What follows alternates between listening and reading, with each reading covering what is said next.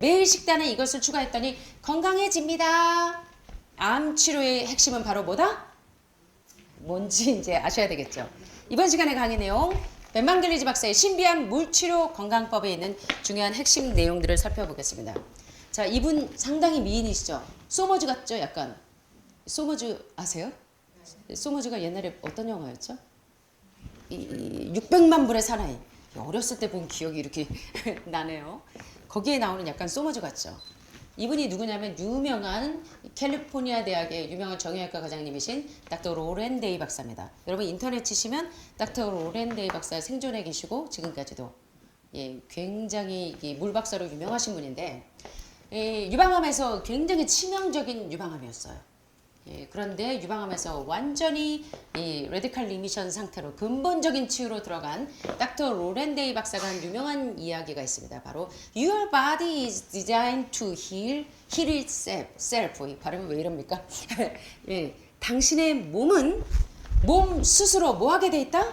치유하도록 설계되어 있습니다. 우리 몸이 몸 스스로 치유하게 되도록 설계되어 있다고 말한 유명한 로렌 데이 박사가 과연 그 아주 치명적인 유방암에서 어떻게 회복이 되었는지에 대한 사례를 좀 설명해 드릴게요. 되게 재밌습니다.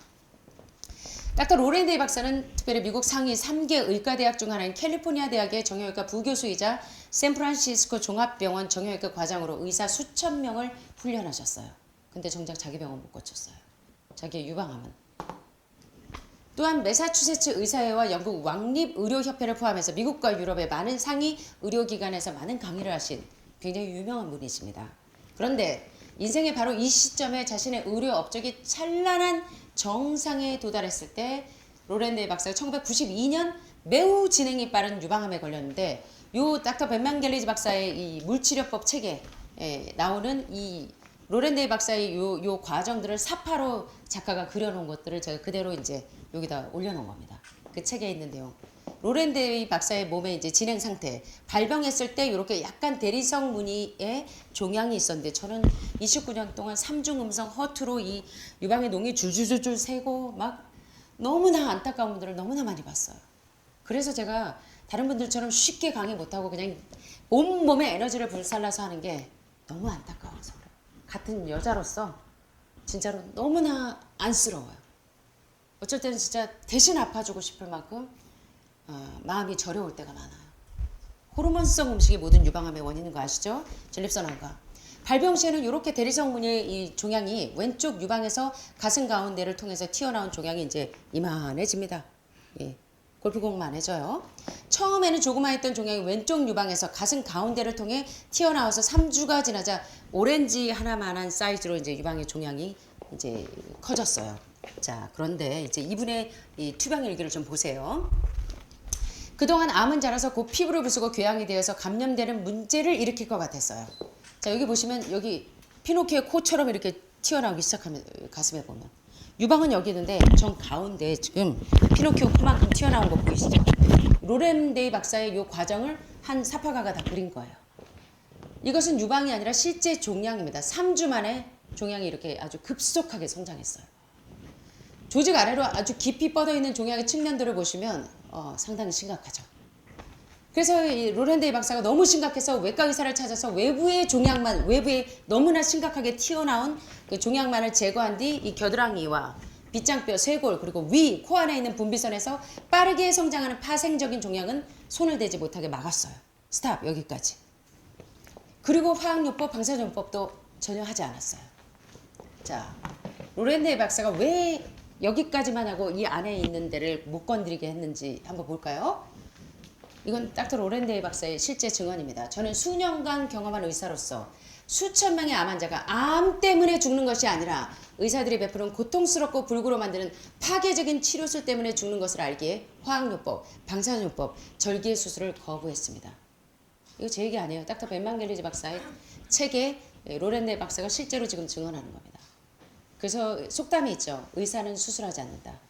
왜 일본에 한국보다 무려 많은 시간을 앞서가는 일본에서 이 뭡니까 항암제로 살해당하다라는 이 곤도마키토나 그 책들을 보면 거기 271명의 유명한 암 수술 전문가들이 나와서 당신이 암에 걸렸거나 당신의 가족이 암에 걸렸다면 항암 방사선 수술의 3대 대중요법을 시행하시겠습니까 했을 때 그 271명 가운데 단 한 명만 빼고 270명이 다 거부했을까요?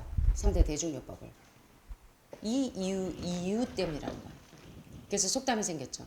그래서 저희도 그 유방 절제 수술 전문가이신 무슨 의과대학 교수님이 유방암 2기 때 여기 오셔서 첫 달 동안 대장 청소하고 두 번째 달에 기생충 제거까지 하고 환자들이 많이 기다려서 2단계까지만 하고 가셔서 자기 병원에서 검사를 했더니 종양 표지자 수치가 정상적으로 돌아와서 지금 한 4, 5년 이상 안정적으로 잘 유지하고 계십니다. 그래서 제가 그 속담이 생각이 나네요. 의사는 수술하지 않는다. 뭐 때문에? 바로 이런 이유 때문에.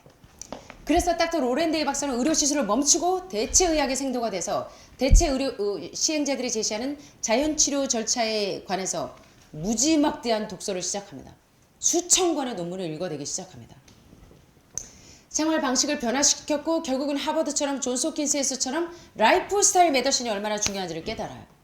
그래서 이 What the Health 다큐에서 보시는 것처럼 많은 암 전문가들이 뭘 배우냐면 영양의학에 대해서 눈이 떠지기 시작을 하는 겁니다. 그래서 가스 데이빗 박사나 많은 암 전문가들이 자기가 종합병원인 자기의 몸을 고치기 위해서 논문을 들이다 보니까 유명한 킴 윌리엄스 박사가 이야기한 것처럼 이 세상에는 오직 두 부류의 의사만 존재한다. 한 부류는 채식을 하는 의사이고 나머지 부류는 논문을 읽어보지 않은 의사들이다. 육식을 즐기던 분들이 왜 그렇게 됐냐면 수많은 논문을 읽으면서 결론은 뭐였냐면 자기의 라이프 스타일을 변화시키고 자기 문제에 대한 해답을 찾기 위해서 영양의학에 눈이 떠지는 겁니다. 우리도 모두 웨이크업 하고 깨어나셔야 되는 거예요. 자 재밌죠? 새로운 식단에도 암은 그런데 대체의학 방법대로 저지방 채식을 들어갔는데도 불구하고 암이 맹렬하게 재발하는 거예요.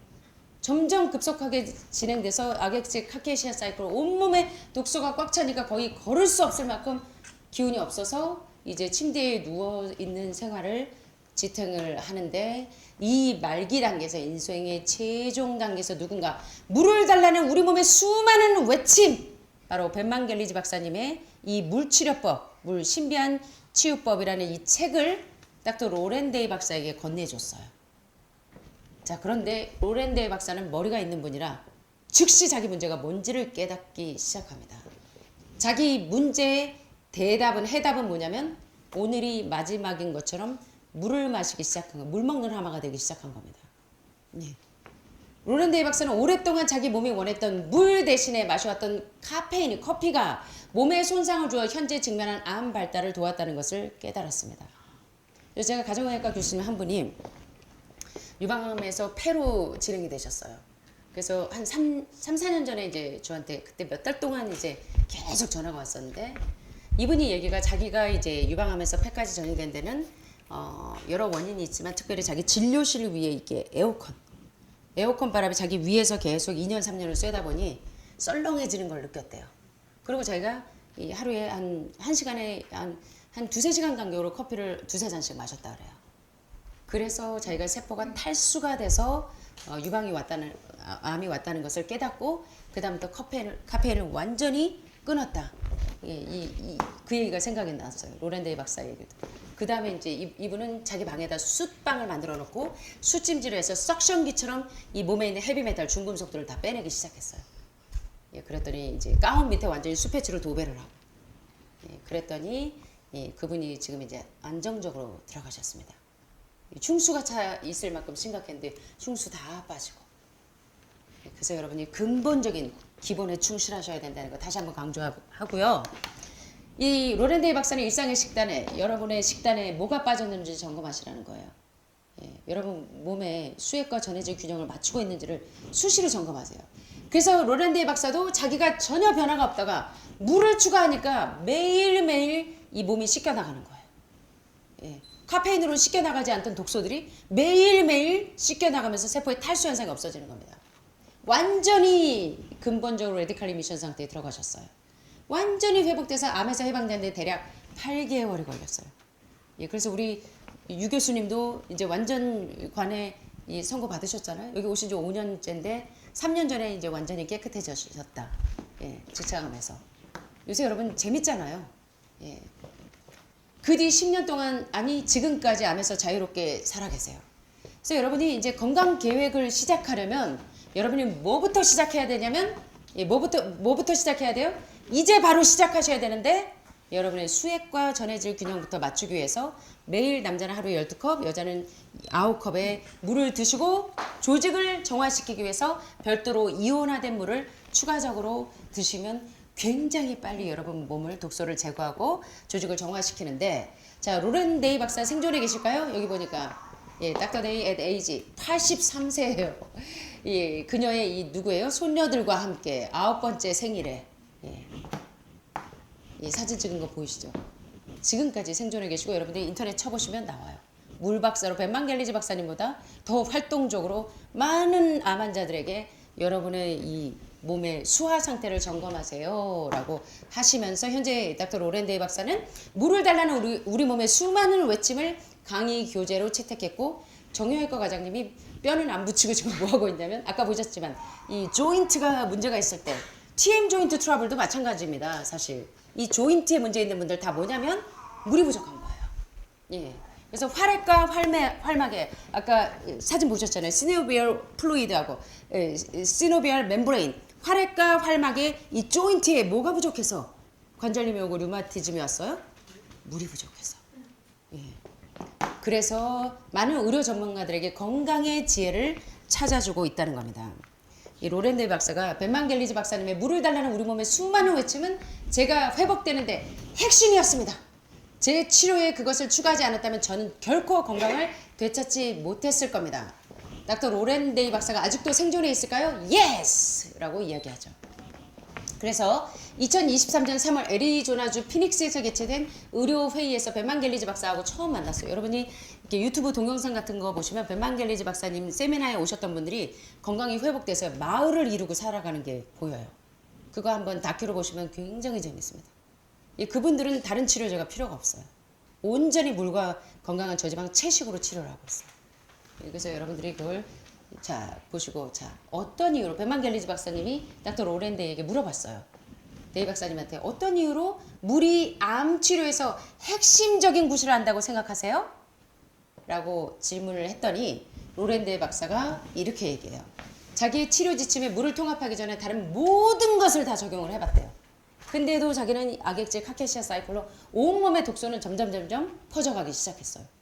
그랬는데 물을 추가했더니 이 온몸이 씻겨나가면서 독소가 다 씻겨나가는 거예요. 모든 중금속, 헤비메탈들, 각종 독소들이 다 빠져나가요. 회복의 차이를 만든 것은 뭐더라? 물이더라. 자, 그래서 암세포는 메티오닌에 의존해서 성장하고 또 IGF-1에 의해서 성장하는데 보니까 또 하나의 차이점을 오늘 봤어요. 암세포와 정상세포의 차이점은 뭐예요? 암세포는 세포에 산소가 부족하면 암이 계속 성장하는데 산소 공급을 원활하게 적혈과 산소를 운반하려면 물이 있어야 산소를 운반한다는 것을 깨닫게 된 것입니다. 그래서 암세포는 뭐에 의존한다? 메티오닌 못지않게 물 부족에 의존한다는 걸 여러분들이 이해하시라는 거예요. 그래서 자신의 권고 목록에서 물을 제외하고 다른 모든 조치를 취했을 때 급격하게 쇠약해져서 대부분 누워 지내야 했는데 자기 치료에 물을 넣었더니 자기의 이 탈수 현상이 심한 몸 가뭄이 너무 심했던 신장 가뭄, 간 가뭄, 대장 가뭄에서 회복이 되었다는 거예요. 물이 얼마나 중요한지 아시겠죠 이제. 예, 마지막입니다. 유방암에서 종양의 성장을 촉진하는 탈수. 예, 에스트로겐이나 여러분 이제 유방암 종양 피부자 검사하실 때 보면 중요한 게요. 이렇게 쭉 나오죠. 유방의 성장 호르몬이 정상적으로 분비가 되는지 쭉 유방암 검사하시다 보면 프로락틴과 프로게스테인 수치를 검사하세요. 근데 여러분들이 이렇게 봐서 성장 호르몬의 분비 이상이 있다든가 또는 에스트로겐을 촉진시키는 프로락틴이나 프로게스테인 수치가 올라가면 제가 긴장하죠. 그래서 동물성 음식을 제한하세요. 예. 이 프로락틴과 프로게스틴이 대표적으로 유방에서 에스트로겐의 성장 촉진을 작용하는 스트레스 호르몬인데 유방의 이 분비샘에서 유주 분비를 증가시켜서 젖생산을 촉진하는 호르몬이 바로 뭐냐면 이 프로락틴이나 프로게스틴이잖아요. 동물성 음식을 많이 드셔도 그렇지만 물이 부족하면 프로락틴과 프로게스틴 수치가 올라갑니다. 그래서 유방암 환자들은 특별히 세포에 탈수가 오지 않도록 주의하셔야 되는 거예요. 데이 박사 사례에서처럼 종양 한 개가 포도알 크기까지 확대될 만큼 무엇이 유방에서 암 성장을 촉진할까요? 보니까 바로 프로락틴과 프로게스틴 수치를 높여서 에스트로겐 수치가 올라가면 유방암이 촉진되겠죠. 그 원인이 뭔가 봤더니 탈수였는데 탈수와 관련된 화학적인 연쇄 사건에서 어떤 요소가 범인일까? 추론해 보니까 바로 프로락틴 수치가 올라가는 거예요. 고기뿐만 아니라 몸에 수분이 부족해도 프로락틴과 프로게스틴, 에스트로겐을 촉진시키는 성장 호르몬이 촉진된다는 겁니다. 그래서 여러분이 반드시 유방암 환자가 우유, 유제품, 요플레, 요거트 대신에 물로 프로락틴 수치를 낮추셔야 돼요. 프로게스틴 수치를 낮추셔야 에스트로겐이 다시 촉진되지 않아요. 에스트로겐 수치가 올라가면 여러분 유방암이 계속 재발되고 전이되니까. 그래서 지금 열심히 물을 드시는 것처럼 물을 드셔야 된다는 거예요. 아셨죠? 그래서 오늘 프로락틴이 상승하고 프로게스틴 수치가 올라가면 유방암에 계속 재발될 위험이 있기 때문에 유방암에서 이 프로락틴과 프로게스틴 수치를 저하시키기 위해서 여러분은 계속적으로 유방이 탈수가 되지 않도록 물을 계속 드셔야 된다는 거 절대로 잊지 마십시오. 자, 오늘 중요한 강의 3부까지 마쳤는데 도움이 좀 되셨습니까? 네. 유방암뿐만 아니라 전립선암도 호르몬성 암이기 때문에 같이 해당이 됩니다. 자, 제가 또 좋아하는 이혜인 수녀님의 좋은 시를 소개하면서 좀 마치겠습니다. 아이고 정말 말 빠르네. 예, 겸손의 향기라는 이혜인 수녀님의 시를 좀 소개해 드릴게요. 이 한 편의 시에 한 시간의 설교보다 더 많은 내용을 함축하고 있기 때문에 제가 좀 시를 좋아합니다. 매일 우리가 하는 말은 역겨운 냄새가 아닌 향기로운 말로 향기로운 여운을 남기게 하소서. 우리의 모든 말들이 이웃의 가슴에 꽂히는 기쁨의 꽃이 되고 평화의 노래가 되어 세상이 조금씩 조금씩 더 밝아지게 하소서. 아유 참 너무 좋다. 누구에게도 도움이 될 리 없는 험담과 헛된 소문을 실어 나르지 않는 깨끗한 마음으로 깨끗한 말을 하게 하소서. 저도 이렇게 깨끗한 사람이 되고 싶어요. 늘 상대방의 입장을 헤아리는 사랑의 마음으로 사랑의 말을 하게 하시고 남의 나쁜 점보다는 좋은 점을 먼저 보는 긍정적인 마음으로 긍정적인 말을 하게 하소서. 여기 보니까 많은 말들이 나오죠. 깨끗한 마음으로 깨끗한 말, 긍정적인 마음으로 긍정적인 말. 야, 이러면 암 다 없어집니다. 예. 매일 정석껏 물을 줘야 돼요. 그죠? 그래야 멘탈 사이도 하이하고 바이탈도 하이하려면 매일 정석껏 뭐를 줘야 돼요? 깨끗한 마음, 긍정적인 마음에도 물을 줘야 되네요. 야, 오늘 재밌다. 한 포기의 난초를 가꾸듯 침묵과 기도의 샘에서 길어올린 지혜의 맑은 뭐로? 물로 우리의 말씨를 가다듬는데도 뭐가 필요하냐면 지혜의 맑은 뭐가 필요해요? 물이 필요합니다. 네. 겸손의 그윽한 향기 그 안에 스며들게 하소서.